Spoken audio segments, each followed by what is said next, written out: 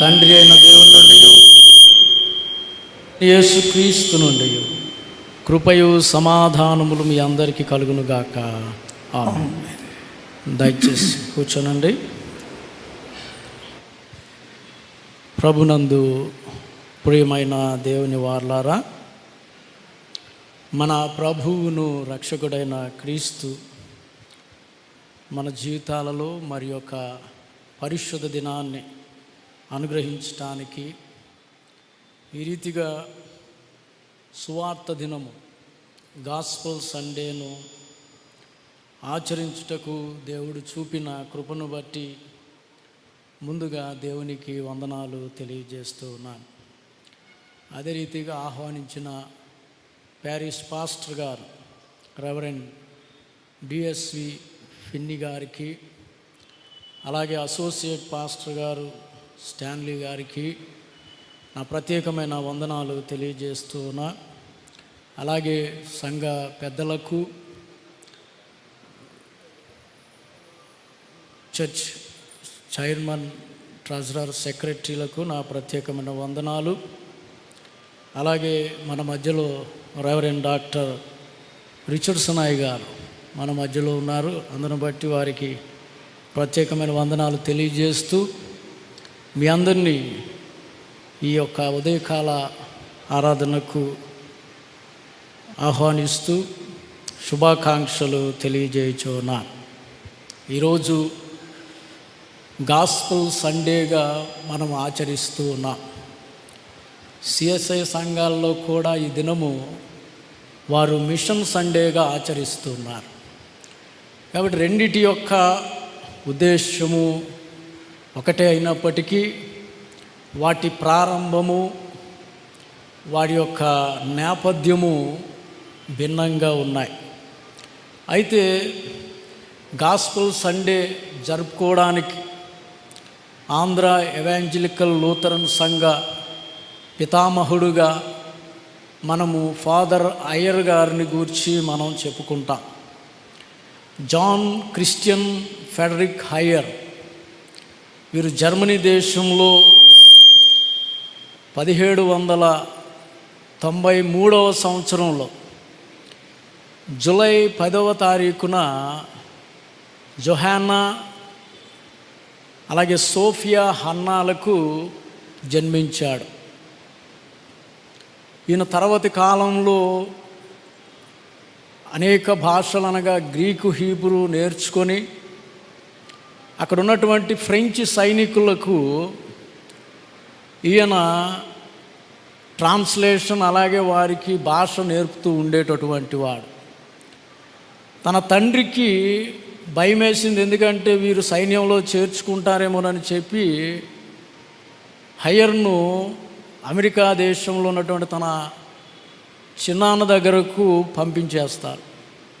అక్కడ హయ్యర్ వేదాంత విద్యను అభ్యసించి ఈయన 1817వ సంవత్సరంలో పెన్సిల్వేనియా ప్రాంతంలో స్థిరపడినటువంటి జర్మనీ వారికి ఆయన పాస్టర్గా నియమింపబడ్డాడు. కాబట్టి ఈయన పాస్టర్గా అనేక సంవత్సరాలు పనిచేశాడు. అని ఎన్నో భాషలు అనగా గ్రీకు, హీబ్రూ మొదలగున్న భాషలన్నిటినీ అనర్గళంగా నేర్చుకున్నాడు. ఈ సమయంలోనే అమెరికా లూథరన్ పితామహుడుగా పిలువబడుతున్నటువంటి హెన్రీ మెల్కాయర్ అనేటటువంటి ఈయన జర్మనీ దేశంలో నుండి 1742వ సంవత్సరంలో అమెరికా దేశం వెళ్ళాడు. ఈయన 1748వ సంవత్సరంలో ఈ ఫిలడెల్ఫియా ప్రాంతంలో ఒక లూథరన్ సినడును స్థాపించి అమెరికా మిషన్కు ప్రారంభకుడుగా, పయనీర్గా ఈయన తన ఖ్యాతిని గడించాడు. కాబట్టి అమెరికా లూథరన్ మిషన్ నుండి మొట్టమొదటిగా భారతదేశం వచ్చినటువంటి మిషనరీ మనము ఫాదర్ హయ్యర్ గారుగా మనం చెప్పుకుంటాం. అయితే ప్రారంభంలో భక్తి ఉద్యమం అనేది జర్మనీ దేశంలో ప్రారంభమైంది. అనేక దేశాల్లో ఉన్నా కూడా జర్మనీలో ఉన్నటువంటి భక్తి ఉద్యమము ఎంతోమందిని ప్రేరేపించింది, ఎంతోమందిని దేవుని యొక్క శిక్షణలో పెరిగేటట్లుగా చేసింది. అటువంటి సమయంలో ఈ భక్తి ఉద్యమం నుంచి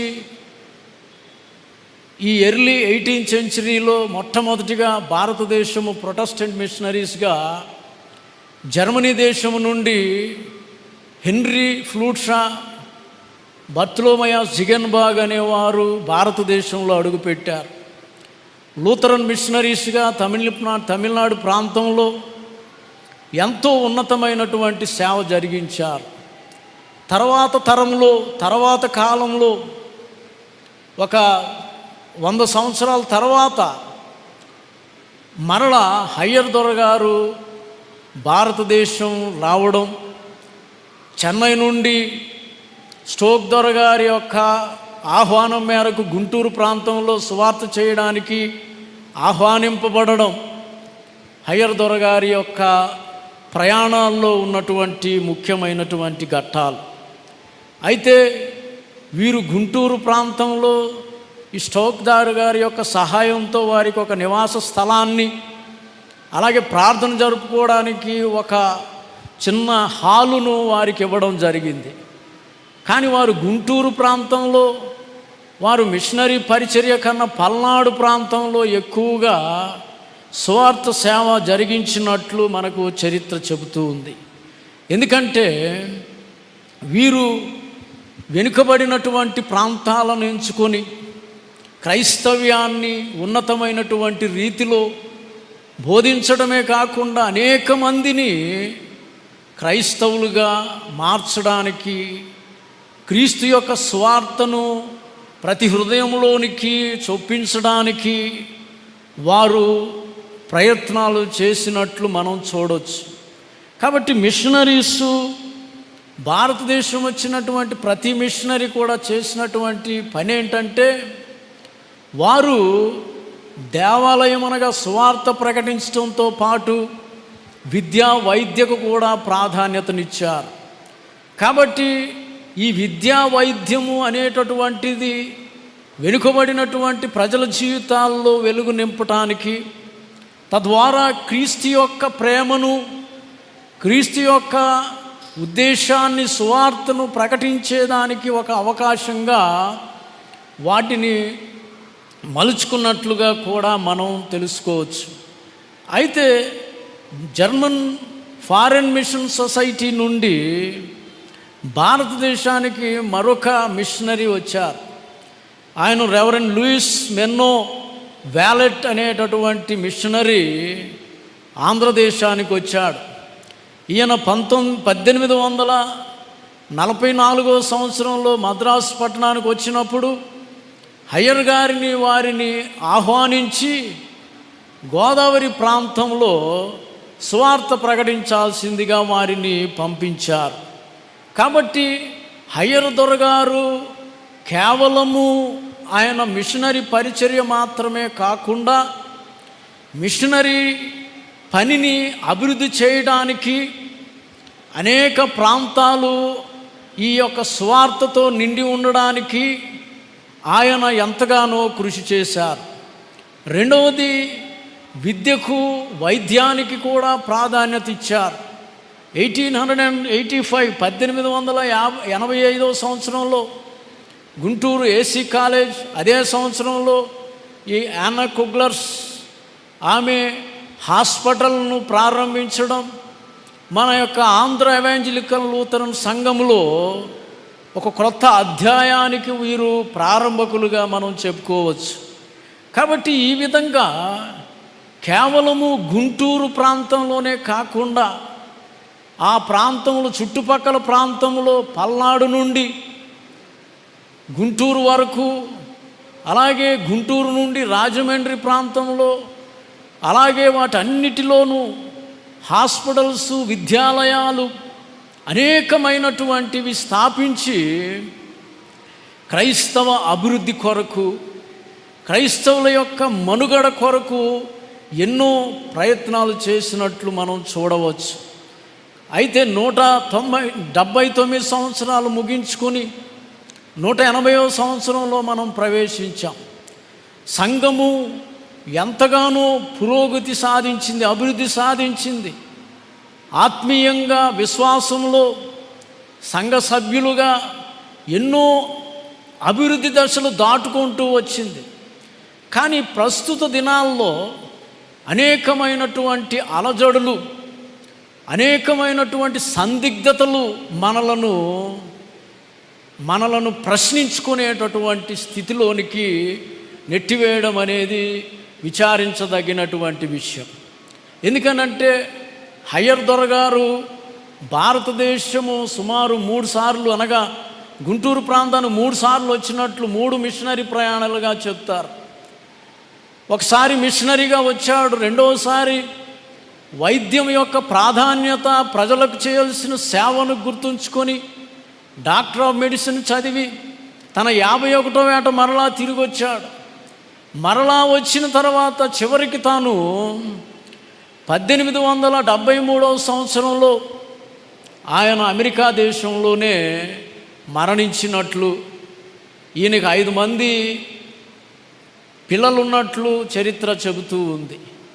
కానీ హయ్యర్లో ఉన్నటువంటి గుణాలు మనం ఆలోచన చేస్తే తాను చిన్ననాటి నుండే ఎంతో జ్ఞానవంతుడుగా, తెలివి కలిగిన వాడుగా, తను అనుకున్నటువంటి దానిని కృతనిశ్చయంతో చేసేటటువంటి వాడుగా చెప్పబడింది. కాబట్టి జ్ఞానవంతుడు ఎప్పుడూ కూడా తన జ్ఞానాన్ని దాచుకోకుండా జ్ఞానాన్ని పంచడానికి, ఆ జ్ఞానయుక్తమైనటువంటి కార్యాలు జరిగించడానికి ప్రయత్నం చేస్తాడు. కాబట్టి ఇక్కడ హయ్యర్ అనేక మందిని ప్రేరేపించటమే కాకుండా క్రీస్తును గురించి ఉన్నతంగా ప్రకటించినటువంటి వాడుగా, సుమారు 30 లక్షల మంది సభ్యులున్నటువంటి ఆంధ్ర ఎవాంజలికల్ లూథరన్ సంఘాన్ని స్థాపించినటువంటి వాడుగా మనకిక్కడ కనపడుతూ ఉన్నాడు. కాబట్టి భారతదేశము ఎంతోమంది మిషనరీలు వచ్చారు, కానీ వారిలో కొద్ది మందిని మాత్రమే మనం జ్ఞాపకం ఉంచుకుంటాం. ఎందుకంటే వారు సముద్ర ప్రయాణం చేసి రావాలి, కుటుంబాలను వదిలిపెట్టి రావాలి. అన్నీ ఒక ఎత్తు అయితే ఇక్కడికి వచ్చిన తర్వాత వారికి భాష రాదు. అక్కడ వాతావరణానికి ఇక్కడ వాతావరణానికి చాలా వ్యత్యాసం ఉంటుంది. వాటన్నిటినీ అధిగమించి ఉన్నతమైనటువంటి సేవ జరిగించడం అంటే అంత సామాన్య విషయం కాదు.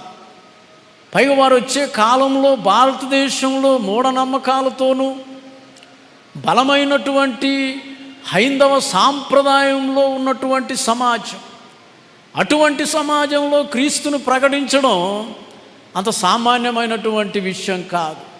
కానీ వాటన్నిటినీ అధిగమించి వారి యొక్క ప్రాణాలను సైతం లెక్క చేయకుండా ఉన్నతమైనటువంటి సేవ జరిగించిన వారిలో హయ్యర్ గారిని ప్రథములుగా మనం చెప్పుకోవచ్చు. తెలుగు రాష్ట్రాల్లో ప్రాముఖ్యంగా ఆంధ్ర ఎవాంజలికల్ లూథరన్ సంఘ పరిధిలో ఉన్నతమైనటువంటి సేవ చేసి ఎంతోమంది జీవితాలను తీర్చిదిద్దాడు. ఎంతోమంది జీవితాల్లోకి క్రీస్తును చొప్పించాడు. ఆయన విద్యాలయాలు, వైద్యము ఉన్నతంగా ఎదగడానికి ఎంతో కృషి చేశాడు. కానీ సంఘము దినదినాభివృద్ధి నొందుతుంది, కానీ వారు స్థాపించినటువంటి విద్యాలయాలు, వైద్యాలయాలు అవన్నీ దినదినము కరుమరుగైపోతూ ఉన్నాయి. మనం ఎన్నో ఏఈఎల్సీలో ఎన్నో ఉన్నాయి, కానీ అవి కొంచెం ఒకటొకటి అవి వాటిని మూసేయడం, వాటికి సగినంతటి వ్యయము లేకపోవడం వల్ల వాటిని మూసేయడం అనేది కూడా మనం చూస్తూ ఉన్నాం. ఇవి శుభ పరిణామాలు కాదు. కానీ సంఘము మేల్కొని మిషనరీలు చూపించినటువంటి తెగువను, వారిచ్చినటువంటి ప్రేరణను మనం ఆధారం చేసుకొని వాటన్నిటినీ పునరుద్ధరించుకోవలసినటువంటి బాధ్యత ప్రతి విశ్వాసి పైన ఉంది అనే విషయాన్ని ఇక్కడ తెలియజేస్తూ ఉన్నారు.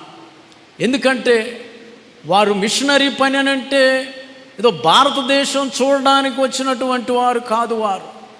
వారు ముందుగానే భారతదేశంలో ఉన్న స్థితిగతులు, పరిస్థితులు సమస్తము నేర్చుకుని వారి ప్రాంతానికి వచ్చేటటువంటి వారు.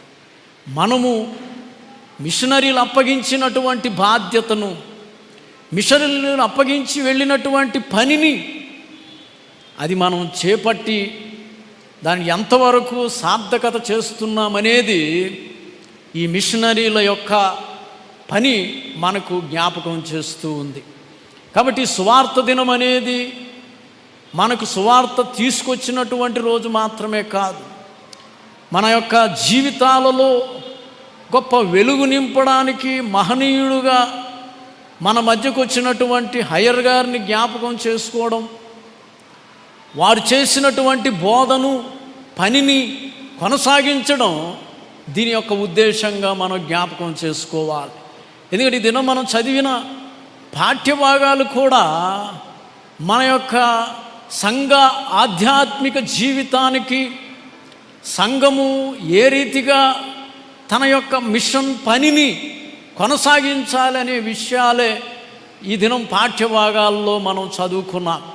పాత నిబంధన పాఠ్యభాగంలో దావీదు తన కుమారుని పక్షంగా, ప్రజల పక్షంగా దేవునికి విజ్ఞాపన చేస్తున్నాడు. ఎందుకనంటే తన రాజ్యాన్ని తన కుమారునికి అందించబోతున్నాడు.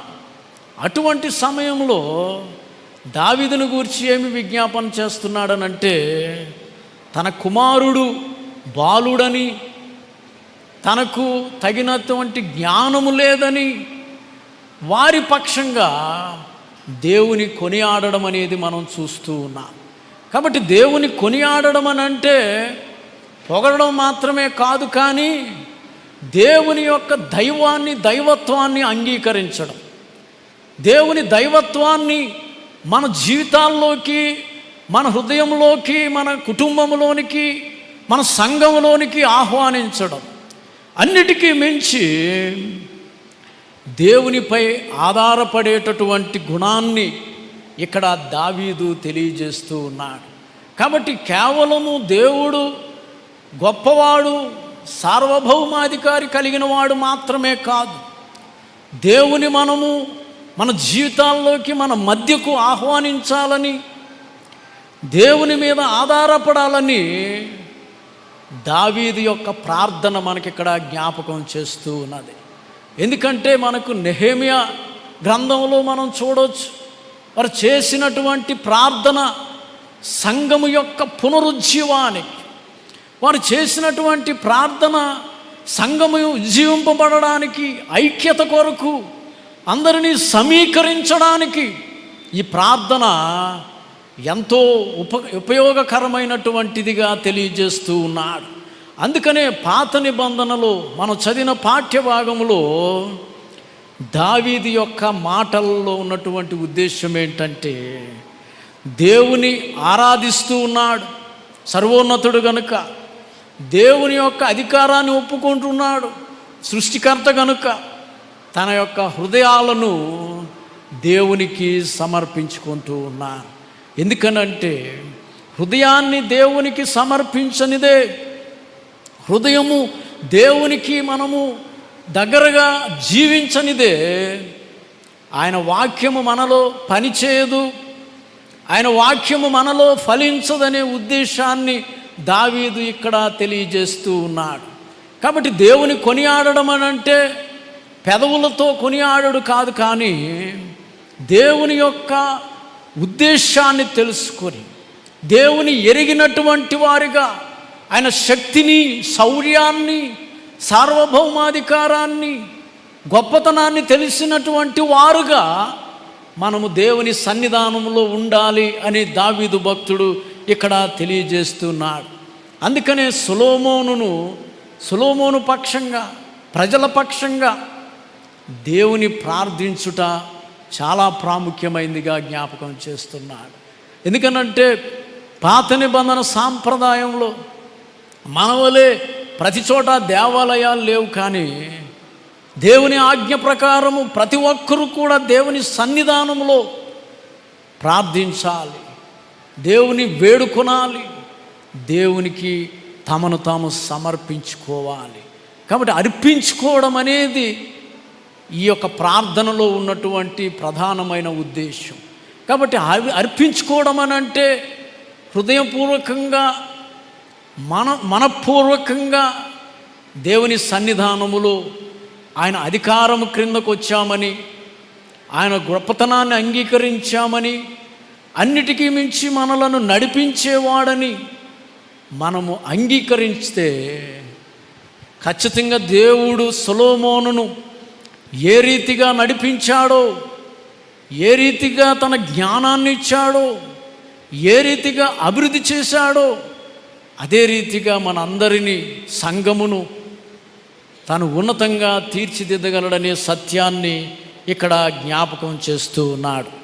ఎందుకనంటే కేవలము ప్రార్థించేటటువంటి సంఘముగా మాత్రమే కాదు, దేవుని యొక్క సువార్తను వెదజల్లేటటువంటి సువార్తకు మార్గదర్శకాలుగా మన సంఘాలు ఉండాలనే సత్యాన్ని ఇక్కడ మాట్లాడుతూ ఉన్నాడు. మనం చదివినటువంటి పత్రిక పాఠ్యభాగంలో చూస్తే అక్కడ పౌలు భక్తుడు తిమోతికి వ్రాస్తూ ఉన్నాడు. తిమోతికి వ్రాసినటువంటి మాటలు ఏంటంటే, ఎలాగైతే దావీదు తన కుమారుడు చిన్నవాడని, తనకు పరిపాలించే శక్తి సాలదని ఎలాగైతే ఆలోచన చేస్తున్నాడో, పౌలు కూడా తిమోతిని గురించి కూడా అదే ఆలోచన చేస్తున్నాడు. ఎందుకనంటే తిమోతి ఎంతో ఉన్నతమైనటువంటి పరిచర్య చేస్తున్నాడు, కానీ ఆ దినాలలో సంఘములో అనేకమైనటువంటి హెరసీస్ అనగా చెడు బోధలు సంఘములో ఉన్నాయి. అలాగే అనేకమైన రీతులుగా సంఘాన్ని చెడుగా ప్రభావితం చేస్తూ ఉన్నారు. అటువంటి స్థితి నుండి బలపడడానికి, అటువంటి స్థితి నుండి ప్రోత్సహించడానికి పౌలు చెప్పినటువంటి మాటలేనని గుర్తుపెట్టుకోవాలి. కాబట్టి హెరసీస్ అని అంటే బైబిల్కు వ్యతిరేకంగా బోధించేటటువంటి బోధలు. ఎన్నో బోధలు వింటూ ఉంటాం, అవన్నీ వాస్తవమైనవి అనుకోవడానికి వీల్లేదు. ఎందుకనంటే దేవుని నోట నుండి వచ్చినటువంటి వాక్కులు, జీవం కలిగినటువంటి గ్రంథములో ఉన్నటువంటి వాక్కులు, వాటికి భిన్నంగా బోధించే మాటలు సంఘములో పెచ్చుమీరిపోయాయి. అంతేకాకుండా విశ్వాసాన్ని చెల్లాచెదరు చేసేటటువంటి పనులు సంఘంలో పెచ్చుమీరిపోయాయి. కాబట్టి ఖచ్చితంగా తిమోతి తాను చిన్నవాడు కనుక ఖచ్చితంగా తాను ఒక విధమైన కన్ఫ్యూజన్కు, భయానికి గురవుతాడు. కానీ పౌలు ఏమంటున్నాడనంటే, భయపడవలసినటువంటి అవసరం లేదు, కానీ ఒక అపోస్తలుడుగా, సేవకుడుగా ఉండవలసినటువంటి బాధ్యతలు మనం నిర్వర్తిస్తే భయం అనేటటువంటి దానిని మన నుండి దూరం చేయొచ్చు అనే మాట అంటున్నాడు పౌలు. నేను దేవుడు ఏర్పరచుకునేవాడుగా తిమోతికి ఇచ్చినటువంటి సూచనలు ఇది ప్రతి సేవకునికి, ప్రతి విశ్వాసికి కూడా ప్రధానమైనవిగా మనం జ్ఞాపకం చేసుకోవాలి. ఎందుకంటే మొట్టమొదటిగా అంటున్నాడు, అపోస్తలత్వం అనేటటువంటిది ఒక బాధ్యతగా చెబుతా ఉన్నాడు. కాబట్టి అపోస్తలత్వం అనేది ఒక రెస్పాన్సిబిలిటీ. ఈ రెస్పాన్సిబిలిటీ అనేది ప్రతి క్రైస్తవునికి ఇవ్వబడ్డది. మానవుడుగా జన్మించిన ప్రతివాడు ఎలాగైతే కొన్ని విధులు కలిగి ఉంటాడో, అలాగే క్రైస్తవునికి కూడా క్రైస్తవ విధులు అనేవి ప్రతి ఒక్కరికి ఇవ్వబడ్డాయి. కాబట్టి ఈ బాధ్యత ఏంటనంటే ఒక సాధనంగా వాడబడడం. అపోస్తల కార్యముల గ్రంథము 9వ అధ్యాయంలో మనం చూస్తే అక్కడ అననీయ కనబడతాడు. అననీయ యేసు ప్రభువుని అంటున్నాడు, అయ్యా నీకు పౌలు సంగతి తెలుసు, అయినా నా దగ్గరకు నువ్వు పంపుతున్నావని అంటే ప్రభువుని యేసుక్రీస్తు ఏమంటాడంటే, అన్యజనుల మధ్యను, రాజుల మధ్యను, శత్రువుల మధ్యను నా కొరకు ఏర్పరచుకున్నటువంటి సాధనం అనే మాట అంటా ఉన్నాడు. అనగా అపోస్తుడనేవాడు, పంపబడినటువంటి వాడు, దేవుని యొక్క సువార్త ప్రకటించుటకు తగిన బాధ్యత స్వీకరించిన వాడు ఒక ఇన్స్ట్రుమెంట్గా ఉపయోగపడాలనే మాట అంటూ ఉన్నాడు. కాబట్టి ఒక ఇన్స్ట్రుమెంట్ అంటే మనము ఆ పనికి ఎలాగైనా దానిని ఉపయోగించుకోవచ్చు. అలాగే అపోస్తుడనేవాడు తను ప్రోత్సహించడానికి, బలపరచడానికి, ఓదార్చడానికి, ఖండించడానికి, అన్ని విషయాలకు కూడా అపోస్తలుడనేవాడు సిద్ధంగా ఉండాలనే మాట అంటూ ఉన్నాడు. ఎందుకనంటే అపోస్తలుడు పంపింపబడేవాడు, ప్రకటించేవాడు గనుక తన యొక్క ప్రకటన యొక్క వాక్శక్తిని ప్రతి ఒక్కరూ అంగీకరించే విధంగా ఉండాలంటున్నాడు. ప్రతి ఒక్కరు కూడా బాధ్యతతో స్వీకరించి తనకిచ్చినటువంటి ఆధిక్యతను, బాధ్యతను తాను దుర్వినియోగపరచకుండా దేవుని నామార్థం జరిగించాలనే మాట చెప్తూ ఉన్నాడు. రెండవది ఏంటనంటే అపోస్తులత్వం అనేటటువంటిది ఒక ఆధిక్యతగా ఇక్కడ మాట్లాడుతున్నాడు, ఒక ప్రివిలేజ్గా. ఈ ప్రివిలేజ్ ఏంటనంటే రక్షణ గూర్చినటువంటి సువార్త ప్రకటించేటటువంటి ఆధిక్యత. ఎందుకంటే ప్రకటించడం, మనం సువార్తను నమ్మండి అనడం, దానిలో ఉన్న ఉద్దేశాలు మనం గ్రహించాలి. కాబట్టి ఊరికే సువార్త ప్రకటించడం కాదు, కానీ సువార్త యొక్క పరమార్థం, సువార్త యొక్క అంతిమ లక్ష్యం రక్షణగా మనము జ్ఞాపకం చేసుకుంటాం.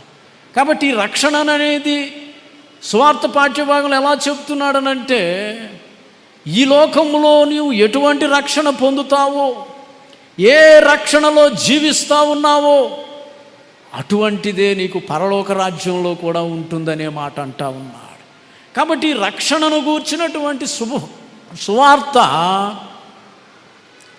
అది దేవుడు మనకిచ్చినటువంటి గొప్ప ఆధిక్యతగా మనం జ్ఞాపకం చేసుకోవాలి. మనము ఎటువంటి గురి లేనటువంటి జీవితాలలో, మనము ఎటువంటి అర్థము లేనటువంటి జీవితాన్ని జీవిస్తున్నప్పుడు ప్రభు అయినటువంటి సువార్త శక్తి మనలో విశ్వాసంలో నడిపించింది. ఆయన సువార్తలో ఉన్నటువంటి గొప్ప శక్తి మన జీవితాలను తీర్చిదిద్దింది అనేది మనం జ్ఞాపకం చేసుకోవాలి. ఇప్పుడు ఉన్నతమైనటువంటి విలువలతో, ఉన్నతమైనటువంటి క్రైస్తవ విలువలతో మనం జీవిస్తూ ఉన్నామనంటే అది కేవలము రక్షణ సువార్త యొక్క శక్తి మాత్రమే అని పౌలు భక్తుడు ఇక్కడ జ్ఞాపకం చేస్తూ ఉన్నాడు. అందుకని ఈ శుభవార్త ఏంటంటే ప్రభు అయిన యేసు క్రీస్తు యొక్క సువార్త మనలను బలవంతులుగా చేస్తుందని, మనలను ఉన్నతులుగా తీర్చిదిద్దుతుందని, దేవుని రక్షణలో నడిపిస్తుందనే మాట అంటూ ఉన్నాడు. కాబట్టి రక్షణ అంటే సహజంగా మనం ఏమనుకుంటామంటే ఈ లోకానికి సంబంధం లేకుండా దేవునిలోనే జీవించటం అనే మాట అనుకుంటూ ఉంటాం. కానీ ఈ లోకంతో సంబంధం లేకుండా జీవించటం అనేది ఏ మానవుడికి సాధ్యం కాదు. కానీ దేవుడు ఇచ్చినటువంటి ఆధిక్యత ఏంటంటే మనము అనేక మంది మధ్య ఉన్నప్పటికీ, అనేకమైన తలంపులతో ఉన్నప్పటికీ మనలను మనం నియంత్రించుకునే శక్తి ప్రభువు మనకిచ్చి ఉన్నాడు. అందుకనే అది ప్రివిలేజ్, కానీ దేవుడు మనలను నియంత్రించుకునేటటువంటి శక్తిని మనకు అనుగ్రహించాడనేది మనం జ్ఞాపకం చేసుకోవాలి. మూడవది ఏంటంటే ఆయన అపోస్తలత్వం అనేది ఒక గౌరవంగా మాట్లాడుతూ ఉన్నాడు. ఎందుకంటే పౌలు చెప్తున్నాడు, ఆయన ఎంతో ఉన్నతమైనటువంటి సేవ చేసిన వాడుగా చెప్తున్నాడు. కానీ ఇది ఏ రీతిగా గౌరవమైనదనంటే వీఆర్ చూజన్ పీపుల్, మనము దేవుని చేత ఎన్నిక కాబడినటువంటి వారు. ఎంతోమంది ఉన్నారు, కానీ కొద్ది మందినే దేవుడు ఏర్పాటు చేసుకున్నాడు. ఆ ఏర్పాటు చేసుకున్న కొద్ది మందిని ఈ ప్రపంచానికి ఒక ఏలికగా నిలబెట్టాడు. ఎందుచేతనంటే దేవుని గొప్పతనాన్ని తెలుసుకోవడానికి కాదు, కానీ దేవుని క్రియలను దేవుడు సత్యవంతుడని, దేవుడు జీవం కలిగిన వాడని మనందరము గ్రహించేటటువంటి గొప్ప అవకాశాన్ని దేవుడు మనకిచ్చాడనేది గుర్తుపెట్టుకోవాలి. అందుకనే సువార్త ప్రకటించే పాదములు ఎంతో సుందరములనే మాట అంటూ ఉన్నాడు. అంటే వాని పాదములు సుందరమైనవి కాదని కాదు, కానీ ప్రకటించేటటువంటి పాదాలు అవి ఎంతో గొప్ప త్యాగపూరితమైనటువంటివిగా, ప్రకటించేటటువంటి పాదాలు ఎంతో కరేజియస్, ఒక గొప్ప ధైర్యంతో కూడినటువంటి పాదాలుగా చెప్పబడ్డాయి. ఎందుకంటే అవి భయంకరమైనటువంటి ప్రదేశాలలోనూ, భయం ఉన్నటువంటి ప్రదేశాల్లో సహితం అవి ప్రకటిస్తూనే ఉంటాయి. కాబట్టి అది ప్రకటించేది సిలువ వేయబడిన క్రీస్తును గూర్చే కానీ తమని గూర్చి కాదనేటటువంటి విషయాన్ని మనం ఇక్కడ జ్ఞాపకం చేసుకోవాలి. అందుకనే పౌలు ఈ మాటల చేత తిమోతిని ప్రేరేపిస్తూ బలపరుస్తూ ఆయన సంఘములో ఉన్నటువంటి వాటిని ధైర్యంగా ఎదుర్కొనేటటువంటి గొప్ప స్ఫూర్తినిచ్చినట్లు మనం చూస్తూ ఉన్నాం. కాబట్టి మనకి స్ఫూర్తినివ్వడానికి, లేకపోతే మనల్ని ధైర్యం చెప్పడానికి మన మధ్య మిషనరీలు లేరు, కానీ ప్రభు యొక్క సువార్త శక్తి, ఆ సువార్తలో ఉన్నటువంటి బలము నిత్యము మనతోనే ఉంటుందనే సత్యాన్ని మనము జ్ఞాపకం చేసుకోవాలి. ఎందుకనంటే బహుశా హెరసీసు, సంఘములో ఉన్న విశ్వాసాన్ని చెదరగొట్టే శక్తులు ఇప్పుడు లేకపోవచ్చు, కానీ మరో విధంగా సంఘాన్ని అలజడి చేసేటటువంటివి, మరో విధంగా మన యొక్క విశ్వాసాన్ని సందిగ్ధంలో నెట్టేసేటటువంటి ఎన్నో ప్రయత్నాలు జరుగుతూ ఉన్నాయి. మన సామాజిక పరిస్థితులు, మనం నిత్యం ఎదుర్కొంటున్నటువంటి పరిస్థితులు ఎంతో భయానకమైనటువంటి పరిస్థితుల్లో మనం ఉన్నాం. ఎందుకంటే మనం చక్కగా ప్రార్థన చేసుకుంటున్నాం కాబట్టి ప్రపంచం అంతా చక్కగా శాంతిగానే ఉన్నదని అనుకోవడం మనకి అది వాస్తవం కాదు. ఎందుచేతనంటే నిత్యము కూడా క్రీస్తు కొరకు ఏదో క్రైస్తవుడు మరణిస్తూనే ఉంటాడు. ప్రార్థన చేస్తున్నందుకు నిత్యము ఏదో సంఘము కూల్చివేయబడతానే ఉంటుంది. నిత్యము కూడా క్రైస్తవ స్త్రీలు హింసింపబడతానే ఉంటారు. ఇది కేవలము క్రైస్తవుడు అయినందుకు కాదు, కానీ క్రీస్తు కొరకు అని మనం జ్ఞాపకం చేసుకోవాలి. ఎందుకు పౌలు భక్తుడు ధైర్యాన్ని చెబుతున్నాడనంటే తిమోతి పిరికివాడని కాదు, తెలియని వాడని కాదు, కానీ ఒక సంకుటితమైన శక్తి, ఒక సహవాసము సంఘాన్ని బలపరచగలదనే సత్యాన్ని బోధిస్తూ ఉన్నాడు. ఆ సహవాసము, ఆ సంకుటితమైన శక్తి ఆ సంఘములో ఉజ్జీవాన్ని నింపగలదని, విశ్వాసాన్ని స్థాపించగలదనే గొప్ప సత్యాన్ని పౌలు భక్తుడు ఇక్కడ మాట్లాడుతున్నట్లుగా మనం జ్ఞాపకం చేసుకో. అందుకనే సువార్తలో ప్రేమను గురించి మాట్లాడుతూ ఉన్నాడు. సువార్తలో తను స్థిరమైనటువంటి భక్తిని గురించి మాట్లాడుతూ ఉన్నాడు. సువార్తలో ధైర్యాన్ని గురించి మాట్లాడుతున్నాడు. సువార్తలో వ్యక్తిగతమైనటువంటి క్రమశిక్షణ గురించి మాట్లాడుతూ ఉన్నాడు. ఇవన్నీ కూడా రిజల్ట్ ఏంటంటే సువార్త యొక్క శక్తి అని జ్ఞాపకం చేసుకోవాలి. మన వ్యక్తిగత క్రమశిక్షణ, మనలో ఉన్నటువంటి ప్రేమ, మనలో ఉన్నటువంటి ధైర్యము, ఇవన్నీ ఎక్కడి నుంచి వచ్చాయనంటే సువార్త నుండే. సువార్తను అంటే ఎవాంజలిజం, సవార్థికతను ఎవాంగ్లియాన్ అనే గ్రీకు మాట నుండి తీసుకున్నారు. అలాగే ఎవాంజలిజోమై అనే మాట కూడా దీని నుండే వచ్చింది, అనగా టు లివ్ ఇన్ గాస్పల్, సువార్తలో జీవించడం అనే మాట తెలియజేస్తూ ఉన్నాడు. కాబట్టి సువార్తలో జీవించడం అని అంటే నిత్యము పఠించడం, లేకపోతే నిత్యము మన వాక్యాన్ని చదవటం కాదు, కానీ వాక్యములో జీవించడం అనే మాట అంటూ ఉన్నాడు. ఎందుకనంటే ప్రాచీన సాంప్రదాయంలో, ప్రాచీన ప్రపంచంలో సువార్త కొరకు జీవించేటటువంటి వారు, కానీ మనం ఇప్పుడు సువార్తలో జీవించాలనే మాట అంటా ఉన్నాడు. అనగా దేవుని వాక్యము బోధించినప్పుడు, దేవుని వాక్యము ప్రకటింపబడినప్పుడు అది మన హృదయాలను హత్తుకునేటటువంటిదిగా ఉండాలి, మన హృదయాలను ప్రేరేపించేటటువంటిదిగా ఉండాలి. మన యొక్క హృదయములో పనిచేసేటటువంటి శక్తి ఆ సువార్తలో ఉన్నప్పుడే ఆ సువార్త యొక్క శక్తిని మనం గ్రహించగలుగుతాము. కాబట్టి దాని కొరకు సన్నద్ధులు కావాలని తెలియజేస్తున్నాడు.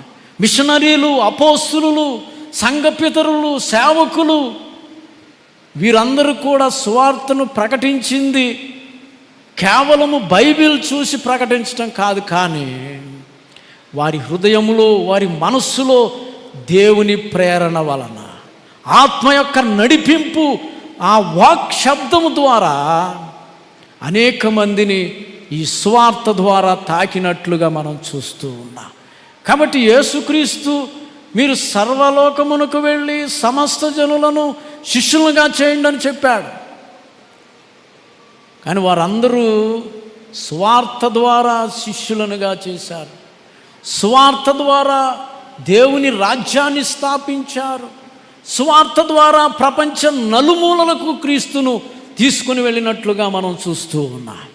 కాబట్టి ఇది కేవలం వారి యొక్క గొప్పతనం కాదు, కానీ దేవుని నడిపింపేనని మనం గుర్తుపెట్టుకోవాలి.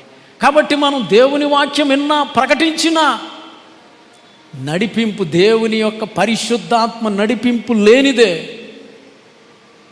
అది ఫలింపనేరదనే సత్యాన్ని మనం ఇక్కడ గుర్తుపెట్టుకోవాలి.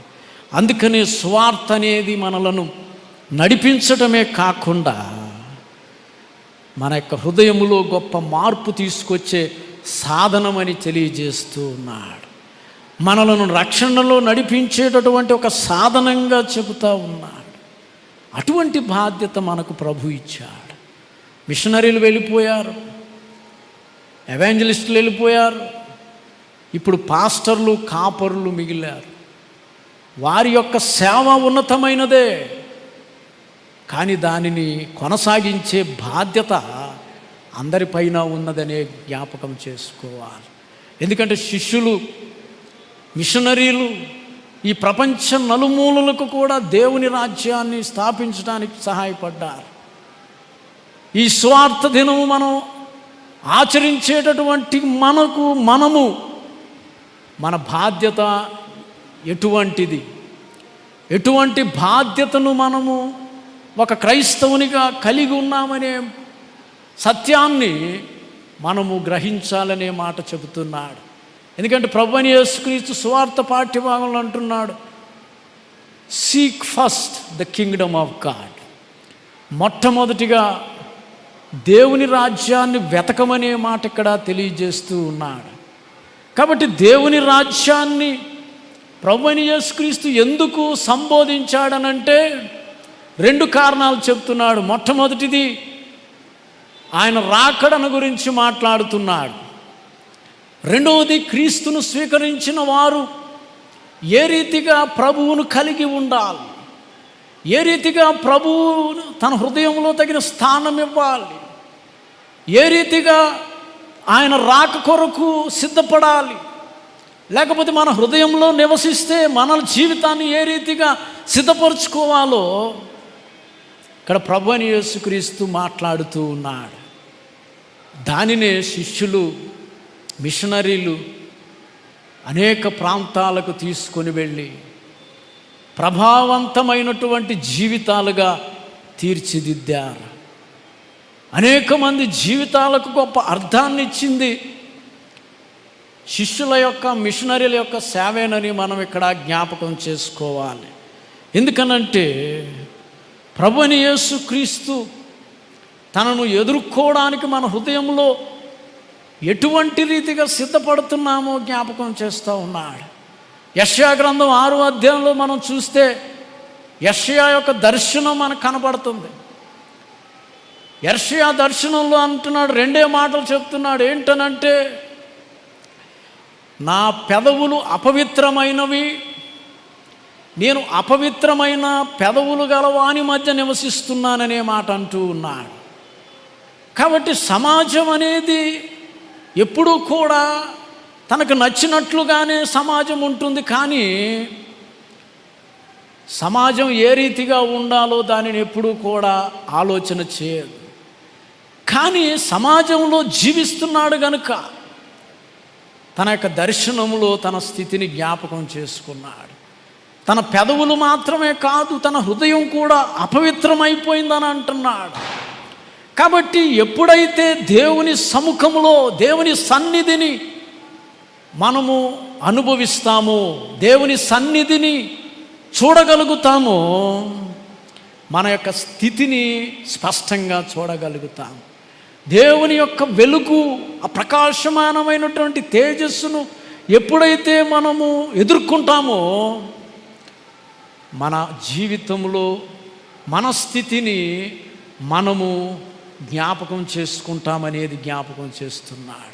అందుకనే దేవుని రాజ్యం కొరకు సిద్ధపడినప్పుడు, ప్రభువు మన హృదయములో నివసిస్తున్నప్పుడు తగినట్లుగా మన హృదయాన్ని ఎలా సిద్ధపరచుకుంటామనంటే, యెషయా గ్రంథకర్త ఎలాగైతే తన దర్శనము ద్వారా తన జీవితాన్ని మార్చుకున్నాడో, ఎలాగైతే తన జీవితాన్ని ఉన్నతంగా తీర్చిదిద్దుకున్నాడో, ఒక ఉన్నతమైన ప్రవక్తగా దేవుని చేత వాడబడ్డాడో, అలాగే ప్రతి హృదయము కూడా ఉంటుందనే విషయాన్ని ఇక్కడ జ్ఞాపకం చేస్తూ ఉన్నాడు. అందుకని యోహాను సువార్త 17వ అధ్యాయం 4వ వచనంలో ప్రభువైన యేసుక్రీస్తు అంటున్నాడు, నీవు నాకు అప్పగించినటువంటి పనిని నేను సక్రమముగా నెరవేర్చాననే మాట అంటున్నాడు.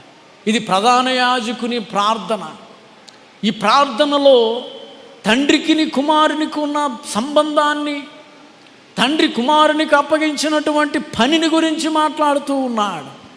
కాబట్టి ఈ పని మనం చేసేటటువంటి పని, లేకపోతే మనం ఉద్యోగరీత్యా జరిగించేటటువంటి కార్యాలు కాదు, కానీ ఈ లోకములో ప్రజలందరినీ విమోచనలోనికి నడిపించేది, ప్రజలందరి యొక్క హృదయాలలో గెలిచేటటువంటి పనిని ప్రభు క్రీస్తుకు అప్పగించాడు. అందుకని నీ పనిని నేను ముగించాననే మాట అంటూ ఉన్నాడు. కాబట్టి మనకు కూడా ఒక బాధ్యత అప్పగించబడింది. కాబట్టి సువార్తనంటే ప్రకటించేవారు ఉన్నారు, వినేటటువంటి వారు ఉన్నారు.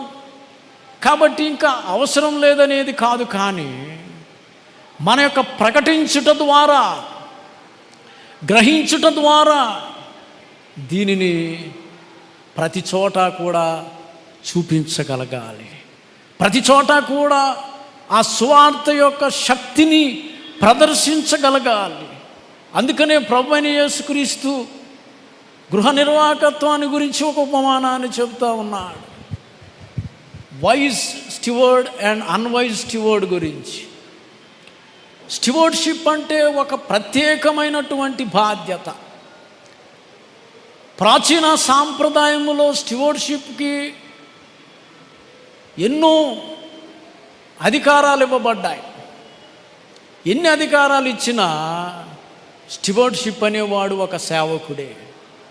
ఆ సేవకుని కింద అనేకమైన సేవకులు ఉంటారు.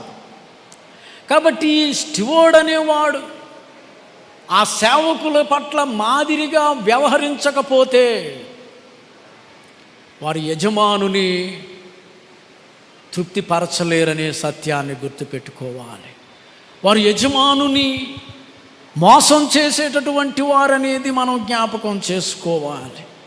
ఎందుకనంటే యజమానుడనేవాడు ఎప్పుడూ కూడా సేవకులతో ఉండేవాడు కాదు.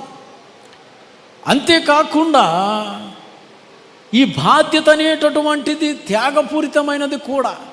యజమానుడు ఉన్నాడు కాబట్టి యజమానుడికి అనేకమైన సంపద, ఆస్తులుంటాయి, బాధ్యతలుంటాయి, గృహాన్ని చూసుకోవాలి. వాటన్నిటినీ కాపాడవలసినటువంటి బాధ్యత గృహ నిర్వాహకునిదే. అవసరమైతే తన యజమానుని యొక్క గృహాన్ని రక్షించటానికి తన ప్రాణాన్ని కూడా అర్పించాల్సినటువంటి అవసరత ఏర్పడవచ్చు. కాబట్టి ప్రభువైన యేసుక్రీస్తు చెప్తుంది ఏంటంటే, తెలియగలిగినటువంటి గృహ నిర్వాహకుడు ప్రభు ఎప్పుడైనా వస్తాడు, లేదా తన యజమానుడు ఎప్పుడైనా వస్తాడని ఎదురు చూస్తూ ఉంటాడు, కనిపెట్టుకుని ఉంటాడు. వచ్చిన వెంటనే ఏదైనా తప్పు జరిగితే తన యజమానుని దగ్గర మాట పడాలని జాగ్రత్తగా ఉంటాడు. కానీ తెలివి లేనటువంటి గృహ నిర్వాహకుడు యజమానుడు ఉన్నప్పుడు ఒకసారి, యజమానుడు లేనప్పుడు ఒకసారి ఒక విధంగా తాను ప్రవర్తిస్తూ ఉంటాడు. తద్వారా కలిగేటటువంటి నష్టం యజమానునికి కాదు, కానీ ఈ సేవకునికేనని జ్ఞాపకం చేసుకోవాలి. యజమానుడు గుర్తిస్తే ఆ గృహ నిర్వాహకుని తీసేయచ్చు, లేదా శిక్షించవచ్చు. కాబట్టి ప్రభువైన యేసుక్రీస్తు పునరుద్ధానం తర్వాత ఆరోహణయ్యే సందర్భంలో శిష్యులు చెప్పారు. ఆయన ఆరోహణయ్యేటటువంటి సమయంలో అపోస్తల కార్యముల గ్రంథం 1వ అధ్యాయంలో, ఆయనను మీరు ఏ రీతిగా అయితే ఎక్కిపోవుట చూస్తున్నారో అదే రీతిగా తిరిగి వచ్చుననే మాట చెప్పారు. కాబట్టి ఇక్కడ అందరిలో కూడా ఏ ఆలోచన ఉందంటే, క్రీస్తు ఆదరణకర్తను పంపుతానన్నాడు. ఆయన వెళ్ళినటువంటి 50 దినాలకి ఆదరణకర్త వచ్చాడు. కాబట్టి ఆయన కూడా తొందరగానే తిరిగి వస్తాడని చాలామంది ఆయన ఎటువైపు నుండి ఆరోహణయ్యారు అటువైపే చూడడం ప్రారంభించారు. కొంతమంది ఉద్యోగాలు పని పాటలు మాని చాలా సంవత్సరాలు క్రీస్తు కొరకు ఎదురు చూశారు. కానీ వాక్యంలో ఏం చెబుతున్నాడనంటే, నేను ఎప్పుడు వస్తానో, ఎప్పుడు మీ మధ్యకు వస్తానో తెలియదు, కానీ దొంగ ఏ విధంగా వస్తాడో అదే రీతిగా వస్తాననే మాట అంటూ ఉన్నాడు. అనగా దొంగలా వస్తాడని కాదు, కానీ మనకు ఎటువంటి సమాచారం లేకుండా ప్రభువైన యేసుక్రీస్తు వస్తాను అనేటటువంటి మాట తెలియజేస్తూ ఉన్నాడు. కాబట్టి ఆయన మనకి ఇచ్చిన బాధ్యత ఏంటంటే, సువార్తలో నిలిచి ఉండడం, సువార్తలో జీవించడం, సువార్త శక్తిని పొందుకోవడం, అనేక చోట్ల దానిని ప్రసరింపజేసేటటువంటి బాధ్యత ఇచ్చాడు. ఇదే మనం క్రీస్తు కొరకు సిద్ధపడడం అనేది జ్ఞాపకం చేసుకోవాలి. అందుకేమంటున్నాడంటే, భూమి మీద దేవుని రాజ్యం స్థాపించబడితే ఎలా ఉంటుందో పరలోకం కూడా అలాగే ఉంటుందనే మాట అంటున్నాడు. అనగా పరలోకం అనేది, దేవుని రాజ్యం అనేది, దేవుడే రాజుగా ఉంటాడు, దేవుడే మనతో జీవిస్తాడు. ఆయన సన్నిధిని నిత్యము కూడా మనం అనుభవించే వారంగా ఉంటాం. ఆయన వెలుగులో మనం జీవిస్తాం, సహవాసంలో ఎదుగుతాం. మరి ముఖ్యంగా సంఘమును పాడు చేసేటటువంటి అబద్ధ బోధలు, సంఘమును చెడువైపు నడిపించేటటువంటి ప్రలోభాలు దేవుని రాజ్యంలో ఉండబోవనే సత్యాన్ని మనం జ్ఞాపకం చేసుకోవాలి. అందుకనే మన విశ్వాసం అనేటటువంటిది, మన జీవితం అనేటటువంటిది క్రీస్తు రాకడ కొరకు నిర్మించుకోవాలనేటటువంటి విషయాన్ని ఇక్కడ తెలియజేస్తూ ఉన్నాడు. ఎందుకనంటే, తెలివి లేనటువంటి గృహ నిర్వాహకుడు, సేవకుడు, ఆయన లేనప్పుడు తనకు నచ్చినట్లుగా ఉండాలనుకున్నాడు. కానీ తను యజమానుడు వచ్చినప్పుడు ఖచ్చితంగా తనలో నిజమైనటువంటి సిద్ధపాటు ఉన్నదా లేదనేది గ్రహించగలుగుతాడు. తనలో నిజంగా నా మాటలనగా సువార్త పనిచేస్తుందా లేదా గ్రహించగలుగుతాడు.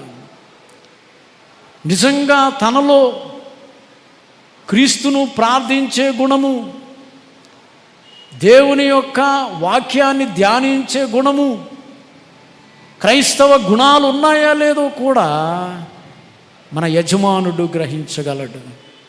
కాబట్టి ఆయన మనల్ని సిద్ధపడేటటువంటి కాలములో, ప్రిపరేషన్ పీరియడ్లో ఉంచి ప్రభువు మన మధ్య నుండి వెళ్ళిపోయాడు. కాబట్టి మనము ఏ రీతిగా సిద్ధపరచుకోవాలో ఈ వాక్య భాగాల్లో మనకి తెలియజేస్తూ ఉన్నాడు. ఎందుకనంటే, జ్ఞానం అనేది అనగా దేవుని గూర్చిన జ్ఞానము, అలాగే ఆధిక్యత, ఇవి రెండు ఒక బాధ్యతగా మనం స్వీకరించాలి. అప్పుడే క్రీస్తును మనము ఎరిగి ఉంటాము అనే మాటను జ్ఞాపకం చేస్తున్నాడు. పౌలు భక్తుడు ఏమంటున్నాడనంటే, నేను శిక్షింపబడుటను సిగ్గుపడువాడను కాను. ఎందుకనంటే క్రీస్తును తెలిసిన వాడుగా నేను సిగ్గుపడువాడను కాననే మాట అంటా ఉన్నాడు. ఎందుకంటే క్రీస్తును తెలుసుకున్నప్పుడు, గ్రహించినప్పుడు మనము ఖచ్చితంగా ఈ లోకంలో ధైర్యంగానే జీవించగలము. కాబట్టి క్రీస్తును ఎరిగి ఉండుడా అంటే ఆయన ఈ లోకం వచ్చాడు, మన కొరకు మరణమయ్యాడు, మరల ఆరోహణమయ్యాడు అనేది కాదు. ఆయన గుణగణాలు, ఆయన మనస్సును, ఆయనలో ఉన్నటువంటి సత్యాన్ని గ్రహించే దిశగా మన విశ్వాసం ఉండాలి. కాబట్టి మిషనరీలు, అపోస్తులు చేసినటువంటి పరిచర్య, సంఘాలను నిర్మించడం, మత మార్పిడి చేయడం వారి ఉద్దేశం కాదు. కానీ దేవుని యొక్క రాజ్యాన్ని వ్యాపింపజేయడం అనే సత్యాన్ని జ్ఞాపకం చేసుకోవాలి. క్రీస్తు ఇచ్చినటువంటి ఆజ్ఞను వారి జీవితాల్లో సార్థకం చేయడానికి, వారు ప్రేరేపింపబడి మనలను ప్రేరేపించడానికి అనేక ఖండాంతరాలు దాటి మన మధ్యకు వచ్చారు. వారు ఎంతో త్యాగంతో కూడినటువంటి పరిచర్య చేశారు, ఎంతోమందిని దేవుని వైపు నడిపించారు. కాబట్టి నడిపించడం అని అంటే కేవలము క్రైస్తవులుగా మారటం మాత్రమే కాదు, కానీ మన జీవితము ప్రతి చోట, ప్రతి సందర్భంలో ప్రతిబింబించాలి. మన ప్రతి చోట క్రీస్తును చూపించగలిగేటటువంటి గొప్ప మనస్సును మనం కలిగి ఉంటేనే వారి యొక్క త్యాగానికి తగినటువంటి సార్థకత చేకూరుతుందని మనం జ్ఞాపకం చేసుకోవాలి. కాబట్టి హయ్యర్ గారు అనారోగ్యంతో వెనక్కి వెళ్ళిపోయాడు. నేను మరలా భారతదేశం వెళితే అనారోగ్యం వస్తుందని ఆయన ఆలోచన చేయలేదు. ఎందుకంటే ఆయన ఒక పనిని ప్రారంభించాడు, ఆ పనిని ముగించడం వైపే తన యొక్క ఆలోచన ఉన్నది. కానీ ఆరోగ్యం వైపు తనను గురించి తాను ఆలోచించుకోలేదనే సత్యాన్ని జ్ఞాపకం చేసుకోవాలి. మనం కూడా మన జీవితాలలో క్రైస్తవునిగా ఒక ప్రయాణాన్ని ప్రారంభించాం. క్రీస్తు అనుచరులుగా ఒక క్రొత్త జీవితాన్ని ప్రారంభించాం. అది చివరి వరకు, దానిని సాధించేంత వరకు, దానిని మనం పొందేంత వరకు కూడా మన ప్రయాణాన్ని కొనసాగిస్తూనే ఉండాలి. ఆ ప్రయాణంలో ఎన్నో శోధనలు ఉంటాయి. తిమోతికి వచ్చినట్లు హెరసీస్, తప్పుడు బోధలు ఉంటాయి, ప్రలోభ పెట్టే విషయాలు ఉంటాయి, లేకపోతే అనేకమైనటువంటి మతశక్తుల నుండి వ్యతిరేకత ఎదుర్కొంటాం. కానీ అయినా చలించలేదు హయ్యర్ గారు. మన జీవితాల్లో కూడా ఆ చలించడి గుణం ఉంటే మన యాత్రను ముగించలేము. మన విశ్వాస యాత్ర అది సార్థకం కాలేకపోవచ్చు అనేది కూడా గుర్తుపెట్టుకోవాలి. అందుకనే క్రీస్తు ఇచ్చినటువంటి గొప్ప ఆజ్ఞ, పౌలు ఇచ్చినటువంటి స్ఫూర్తి, హయ్యర్ గారు మనకిచ్చినటువంటి గొప్ప ఆధిక్యతను మన జీవితాల్లో కొనసాగించే వారంగా ఉండాలి. మన తర్వాత తరం వారిని స్ఫూర్తిదాయకమైనటువంటి రీతిలో సిద్ధపరిచేటటువంటి జీవితాలను మనం అలవర్చుకోవాలని తెలియజేస్తూ ఉన్నాడు. ఆ రీతిగా సువార్త దినం జరుపుకుంటున్నటువంటి మనము ఈ సువార్తలో జీవించడం మాత్రమే కాదు, సువార్త శక్తిని పొందుకోవడం మాత్రమే కాదు, ఆ సువార్తను నలుమూలలా వ్యాపింపజేసినప్పుడే ఆ దేవుని రాజ్యం అనేది విస్తరిస్తుంది.